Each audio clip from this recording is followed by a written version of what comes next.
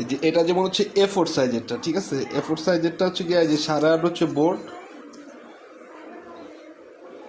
Total আর কি 16। আর এখানে আর আমাদেরটা আপনারটা হচ্ছে একটু ছোট হবে যদি 7 করেন, আর লেন্থে যদি 11 করেন, যেমন এটা বড় আছে, এটা হচ্ছে আপনার 12.5, যদি 11 করেন সেক্ষেত্রে আমরা এই বড় রিংটা ইউজ না করে এই ছোট রিংটা ইউজ করতে পারি। এই যে এই রিংটা না দিয়া মধ্যে মিড ফোল্ডে এই রিংটা দিলে আরো স্ট্যান্ডার্ড লাগবে, যেহেতু সাইজটা ছোট রিং, এটা আমি সাজেস্ট করতেছি আর কি।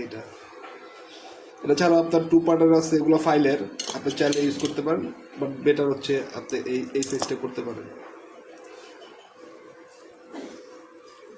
আর রিংটা অবশ্যই হাতে নিয়ে দেন আপনি পেজের গাছটা ধরলে বেটার হয় ভাই, জান বুঝছেন, কারণ এটার একটা শেপে আইসা পরে দেখা যাচ্ছে পেজটা করলে পেজটা ভুল হওয়ার চান্সটা কম থাকবে।